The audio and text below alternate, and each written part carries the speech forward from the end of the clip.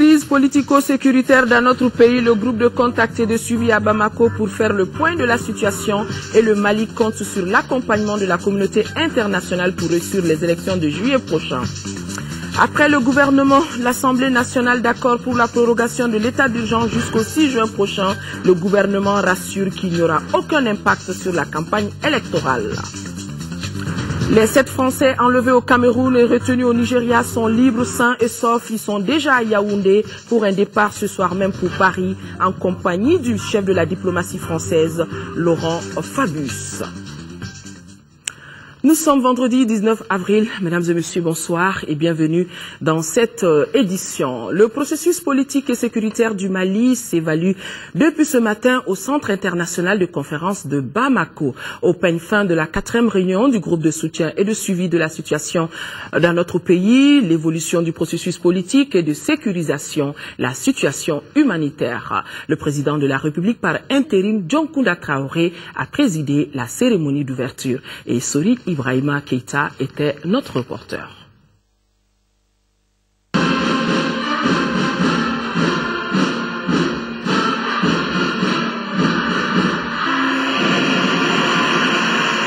Nous sommes aujourd'hui ici pour célébrer la renaissance du Mali éternel.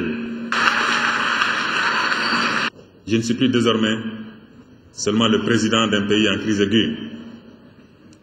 Je suis devenu, grâce à vous, grâce à Dieu et grâce à notre peuple, le président d'un pays qui aperçoit le bout du tunnel et les reflets de la lumière qu'il avait fui dans un moment d'égarement inhérent à la marche des nations.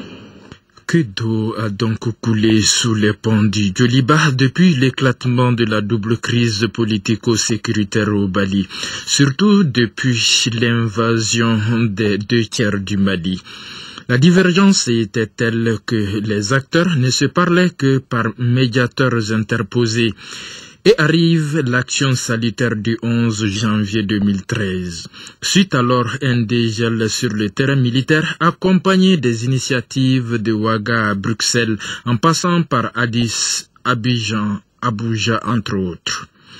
Au regard de ce parcours très positif, la rencontre d'aujourd'hui devra faire le point de la mise en œuvre de la MISMA, des contributions financières, de la situation humanitaire ainsi que du processus de préparation des élections prévues au mois de juillet. Aujourd'hui, à l'heure du bilan, force est de constater que les avancées sont fort remarquables et traduisent de façon éloquente la volonté politique des autorités de la transition de mettre en œuvre les décisions de la 42e session ordinaire de la conférence des chefs d'État et de gouvernement de la CEDEAO, ainsi que les recommandations de la 3e réunion de notre groupe de contact et de suivi à Bruxelles. Un autre rendez-vous pointe à l'horizon. Il s'agit de la rencontre prévue en mai à Bruxelles. Elle devrait nous permettre de consacrer la sortie de crise et de jeter les bases d'un Mali nouveau, vivant en paix avec lui-même. Aujourd'hui, les terroristes sont certes à genoux, en débandade. Mais l'autre défi à relever reste la sécurisation des zones libérées. C'est vrai que la MISMA a déjà déployé sur le terrain 6300 de ses 9620 soldats prépositionnés.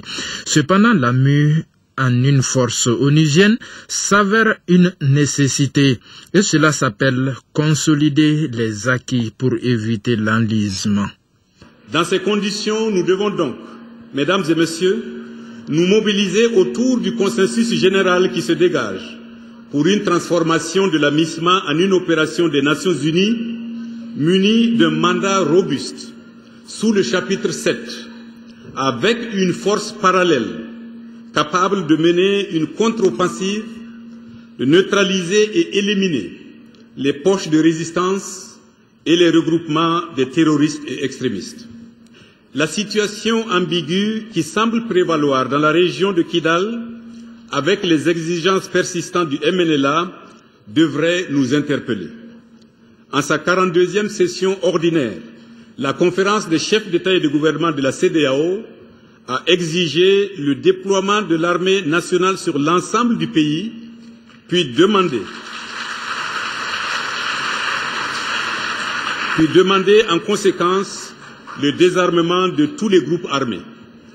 La conférence a précisé davantage que la renonciation à la violence et à tout projet sécessionniste constituait des conditions minimales pour tout engagement dans le processus de dialogue inclusif.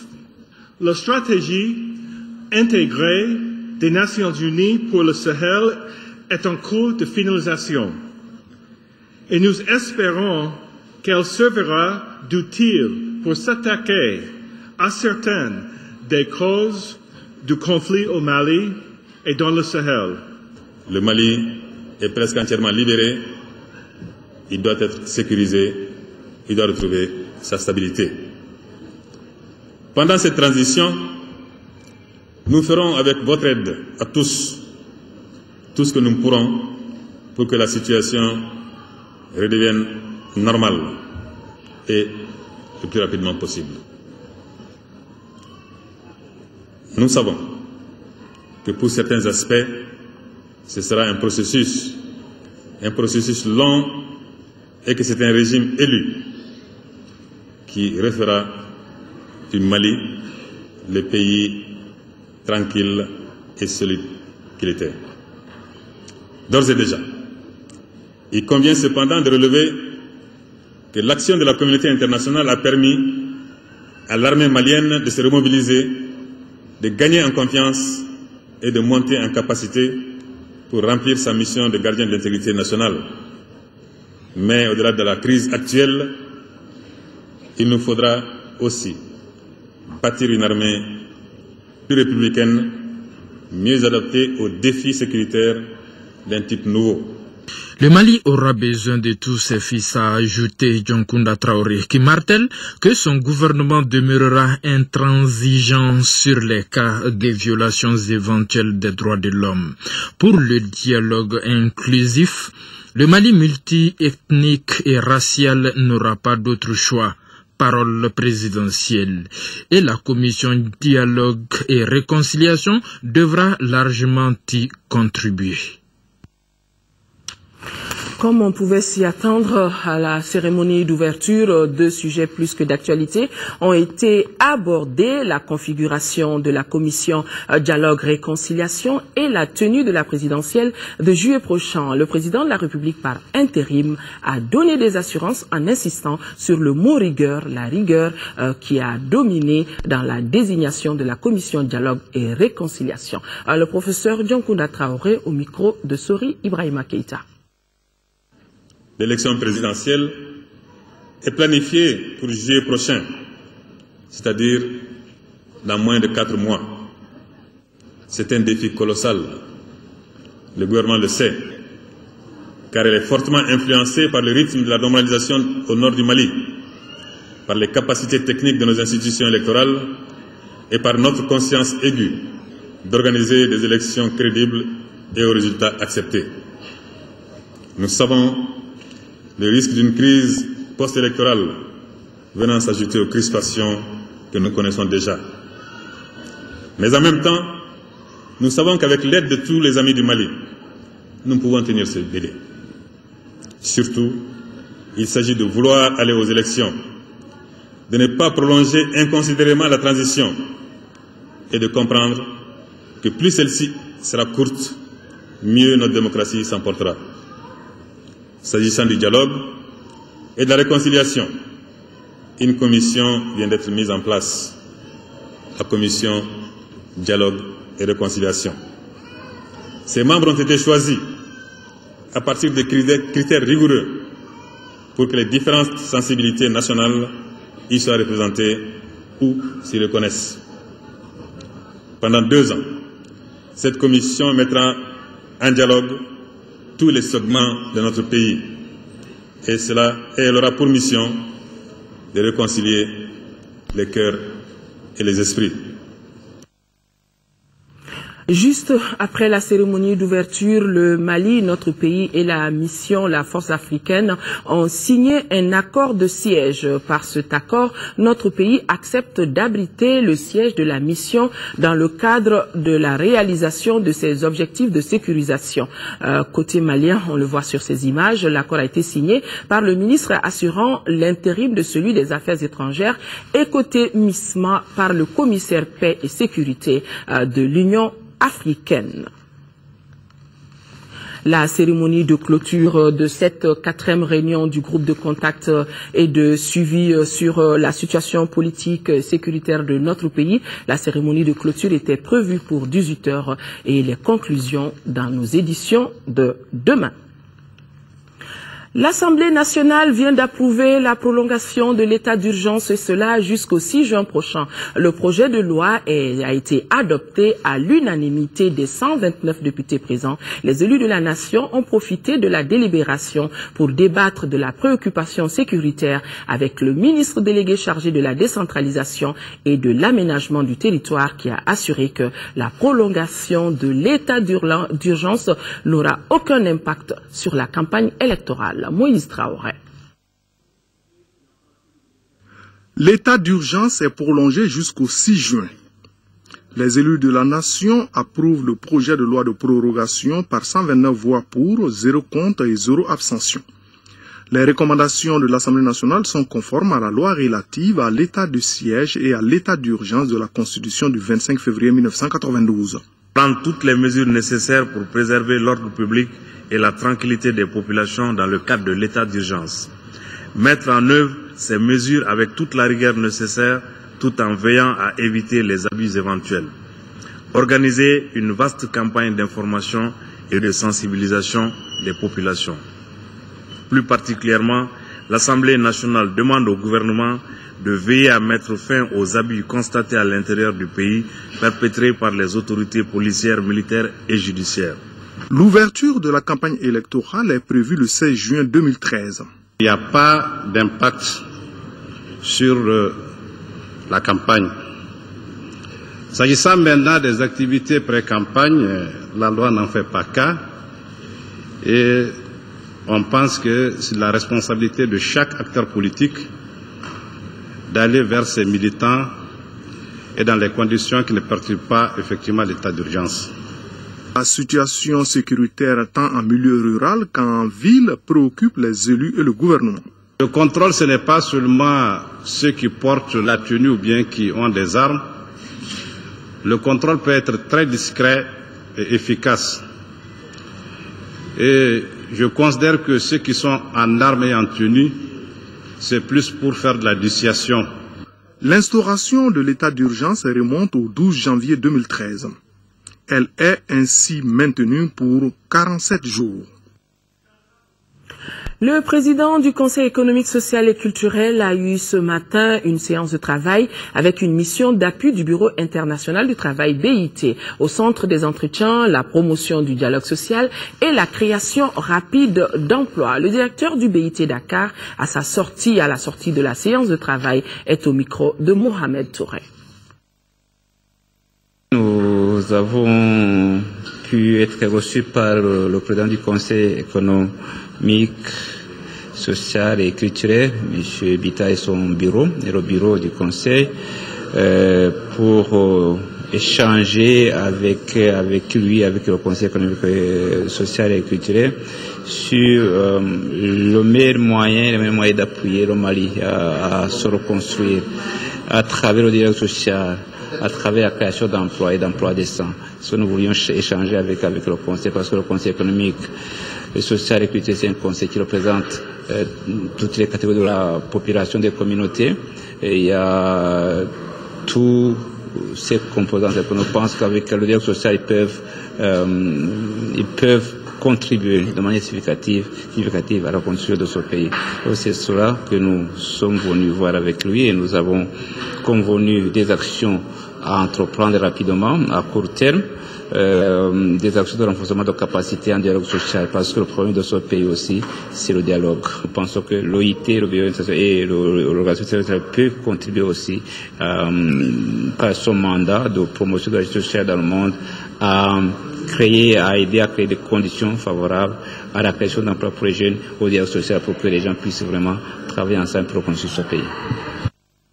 Visite de terrain pour un membre du gouvernement, le ministre de l'Équipement et des Transports, le colonel Abdoulaye Koumaré, à la tête d'une forte délégation, s'est rendu dans la commune de Kokofata, c'est dans le cercle de Kita aujourd'hui, en vue de s'enquérir de l'état d'exécution de l'entretien périodique des pistes rurales de la zone CMDT, notamment la piste Sangabari-Kenyeto-Dangamakania. Le ministre a donné des instructions afin que les travaux soient exécutés avant le début de l'hivernage qui pointe à l'horizon dans le plus grand intérêt des usagers et des populations. Une délégation de parlementaires allemands s'est rendue dans la commune urbaine de Sangaré-Bougou. Objectif, visiter certaines réalisations financées par l'Allemagne et rencontrer certains déplacés du Nord vivant dans cette commune. La consolidation du partenariat et l'aide aux déplacés pour le retour au bercail sont entre autres les besoins exprimés. Reportage à Gali Aguissa. Les parlementaires allemands sont venus s'enquérir des préoccupations des populations des 3 villages qui comptent la commune rurale de Sangaré-Bougou. La délégation s'est ainsi rendue dans une école et une famille qui accueille les déplacés à Marseille, un quartier du village de Sangaré-Bougou. Les déplacés qui y vivent dans des conditions difficiles ont exprimé leur volonté de retourner au bercail où tout est à reconstruire. Aujourd'hui, nous effectuons des projets humanitaires à travers des ONG allemands. Mais nous devons, au-delà de ça, créer des conditions de sécurité. Une part de cet effort est la formation, notamment de l'armée et des forces de sécurité maliennes. Il s'agit également de rétablir des écoles et des systèmes de centres de santé. Au niveau de la commune de Sangaré-Bougou, qui compte plus de 45 000 habitants, les attentes sont multiples. Nous avons un programme de lotissement, nous avons des soins de santé à prodiguer, on a le problème d'eau qui est très crucial à Sangaré-Bougou, on a les infrastructures routières qu'il faut réaliser. Ces besoins ne pourront être satisfaits que dans le cadre de la consolidation de la coopération entre les 2 pays et les jumelages motivés par la décentralisation en cours dans notre pays. Nous avons retenu des écoliers de l'école qui souhaitent établir un jumelage avec une école allemande et c'est un projet que nous allons suivre et que nous nous engageons pour le mettre en place. La délégation allemande est forte de 2 députés sur les 51 que compte le groupe des Verts au Bundestag. Ces visiteurs étaient visiblement satisfaits des informations recueillies auprès des populations et les élus rencontrés. On le sait, vous le savez, se tiennent depuis le début de la semaine les assises de printemps de la Banque mondiale et du Fonds monétaire international. C'est à Washington et c'est plus de 6 milliards de francs CFA. C'est le montant de la convention signée entre notre pays et l'OPEP pour le développement de l'irrigation dans le Bani et à Selingué. Un accord signé donc à Washington par le ministre de l'économie, des finances et du budget et le représentant de l'OPEP, Tchenan Koulibaly, qui a également présidé la table ronde régionale qui prépare la réunion des partenaires de notre pays, réunion qui aura lieu à Bruxelles le 15 mai prochain. Une table ronde qui aura été un véritable succès, déjà avec la participation de nombreux ministres ainsi que le chef du gouvernement ivoirien présent à Washington. Washington, Salif Sanogo nous fait le point. Après avoir traversé une très forte zone de turbulence, l'horizon commence à s'éclaircir pour le Mali, en tout cas dans le domaine économique et financier. Notre pays et l'OPEP viennent ainsi de signer un accord de prêt d'environ 5,5 milliards de francs CFA. Un prêt relatif au programme de développement de l'irrigation dans le Bani et à Selingué, phase 1. Ce qui devrait permettre l'accroissement de la production agricole en vue de l'atteinte de la sécurité alimentaire. Juste après la signature de cet accord de prêt avec l'OPEP, le ministre de l'économie, des finances et du budget a participé à la rencontre d'information